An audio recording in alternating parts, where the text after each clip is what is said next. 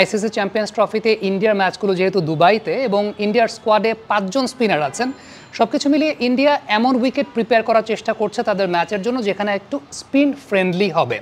এখন এই ধরনের স্পিন ফ্রেন্ডলি কন্ডিশন যদি প্রিপেয়ার করা হয়, সেক্ষেত্রে বাংলাদেশের লাইন আপে ইন্ডিয়ার সঙ্গে ম্যাচটাতে কোন 3 জন পেস বোলার খেলবেন সেটা একটা বড় প্রশ্নের জায়গা হতে পারে। ডেফিনেটলি কোন ম্যাচে কোন পেস বোলাররা খেলবেন সেটা ডিপেন্ড করে যে উইকেটের কন্ডিশনটা কেমন। ধরে নিচ্ছি যদি একটু স্টিকি উইকেট থাকে, অর্থাৎ একটু স্পিন ফ্রেন্ডলি কন্ডিশনটা থাকে, সেক্ষেত্রে বাংলাদেশের লাইন আপে Mustafizur Rahman is a must choice. কেন মাস্ট চয়েস? কারণ মোস্তাফিজ এই টাইপের উইকেটে আপনার থার্ড স্পিনার হিসেবে কাজ করতে পারেন। এখন প্রশ্নের জায়গাটা হচ্ছে মোস্তাফিজকে যদি ইনকর্পোরেট করতে হয় তাহলে অন্য দুজন পেস বোলারের মধ্য থেকে আপনি কাকে আসলে ড্রপ করবেন? দুজন বলতে আমি বোঝাচ্ছি নাহিদ রানা এবং তানজিম সাকিবের মধ্য থেকে, কারণ তাসকিন আহমেদ অটোমেটিক চয়েস হিসেবে সেই জায়গাটায় থাকবেনই। এখন প্রশ্নের জায়গাটা হচ্ছে কোন কন্ডিশনে খেলা হচ্ছে। একটু হিস্ট্রিক্যালি যদি আমরা একটু অ্যাসেস করার চেষ্টা করি তাহলে যে বিষয়টা দেখা যায় যে বাংলাদেশের পেস বোলার যারা আছেন, বাংলাদেশের পেস বোলাররা কিন্তু ফ্ল্যাট কন্ডিশনে খুব যে ভালো বোলিং করেন ব্যাপারটা সেরকম না। বা এক্সপ্রেস পেস বোলার নাহিদ রানার ক্ষেত্রেও যদি বলি, ফ্ল্যাট কন্ডিশনে খুব যে ভালো বোলিং করেন তা কিন্তু না। নাহিদ রানার স্ট্রেংথের জায়গাটা অনেক বেশি মাত্রায় বিকশিত হয় যখন উইকেট একটু স্টিকি থাকে, অর্থাৎ একটু স্টিকি উইকেটে নাহিদ রানা কিছু আনইভেন বাউন্সও প্রডিউস করতে পারেন এবং তার যে ওই যে 10 কিলোমিটার এক্সট্রা পেসটা, সেই 10 কিলোমিটার এক্সট্রা পেসের বেনিফিটটা অনেক বেশি মাত্রায় বাড়তে থাকে।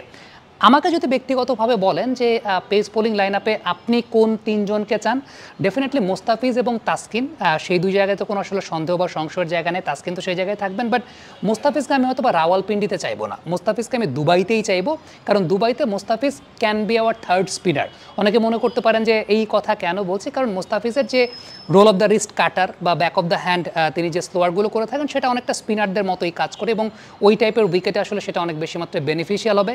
Tanzim definitely one of the best bowlers of the country এবং one of the best bowlers of the world, no doubt about that, but তানজিমকে এই জায়গাটায় আমি স্যাক্রিফাইস করতে চাইবো। আমাদের পেস বোলিং কম্বিনেশনটাই এমন, আমাকে আসলে মানে যে কোনো একজনকে যদি বেছে নিতে হয় সেক্ষেত্রে ওই ম্যাচের পার্সপেক্টিভে প্রতিপক্ষ ইন্ডিয়া এবং নাহিদ রানার স্ট্রেংথের জায়গা যদি আমি বলি এবং দুবাইতে যে ধরনের উইকেটে খেলা হবে, আবারও বলছি আমাদের পেস বোলাররা কিন্তু ফ্ল্যাট কন্ডিশনে তাদের ওই এক্সট্রা পেসের যে ডিফারেন্সটা ওইটা ওইভাবে ক্রিয়েট করতে পারেন না। তারা দুইটা জায়গায় ভালো বোলিং করেন, একটা হচ্ছে একটু প্রপার সিমিং কন্ডিশনে, আরেকটা একটু স্টিকি উইকেটে যেখানে হয়তো বা স্পিনারদের জন্য কিছু আছে। দেখবেন ওই টাইপের উইকেটে বাংলাদেশের পেস বোলাররা বেশ ভালো বোলিং করেন। এবং কেন আমি বলছি যে দুবাইয়ের উইকেটে নাহিদ রানার ওই 10 কিলোমিটারের যে এক্সট্রা পেসটা আছে, সেই এক্সট্রা পেসটা ওই টাইপের স্টিকি উইকেটে একটু আনইভেন বাউন্স ক্রিয়েট করতে পারবে, একটু বেশি হাইট ক্যারি করতে পারবে এবং ব্যাটারদেরকে ডিস্টার্বিং জোনে বল করতে পারবে, অর্থাৎ ডিস্টারবেন্সটা ক্রিয়েট করতে পারবে।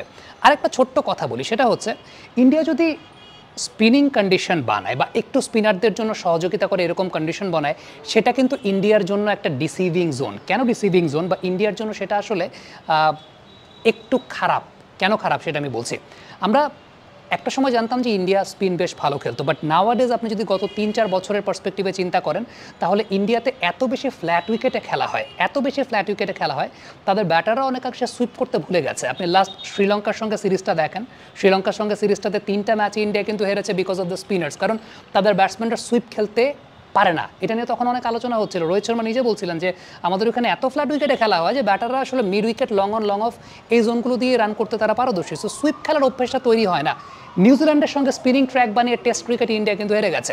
সো সব কিছু মিলে ইন্ডিয়া হয়তো বা মনে করতে পারে তাদের স্কোয়াডের স্পিনের স্ট্রেংথটা বেশি, but as far as batting is concern সেই জায়গাটায় একটা বড় সম্ভাবনা কিন্তু বাংলাদেশের জন্য আছে ইন্ডিয়াকে অন্তত ডিস্টারবেন্সটা ক্রিয়েট করার জন্য। কারণ ইন্ডিয়ান ব্যাটারদের যেটা হয় যে একটু স্টিকি কন্ডিশন, একটু ফ্ল্যাট নন ফ্রেন্ডলি কন্ডিশনে তারা কিন্তু স্ট্রাগল করে যাচ্ছে। লাস্ট নিউজিল্যান্ড সিরিজটাও খেয়াল করে দেখেন, লাস্ট শ্রীলঙ্কা সিরিজটাও খেয়াল করে দেখেন, তাদের পারফরমেন্স কিন্তু খুব বেশি ভালো না। সো তারা যদি মনেও করে থাকে তারপরে বাংলাদেশের কিন্তু বোলিংয়ে একটা বড় চান্সের জায়গা আছে। সেই জায়গাটা আমার কাছে ভ্যারিয়েশনের পার্সপেক্টিভ থেকে মনে হয় Mustafiz can be very tricky এবং নাহিদ রানার র পেসটা, যেটা এই টাইপের বাংলাদেশি পেস বোলারদের স্ট্রেংথ অনুযায়ী নাহিদ রানার র পেসটা এই টাইপের কন্ডিশন একটা ডিফারেন্স ক্রিয়েট করতে পারে বলে আমার কাছে মনে হয়। So my choice for 3 pace bowlers, Taskin Ahmed, Nahid Rana, Mustafizur Rahman. আপনাদেরটা জানতে চাই, কমেন্ট বক্সে লিখে পাঠাবেন।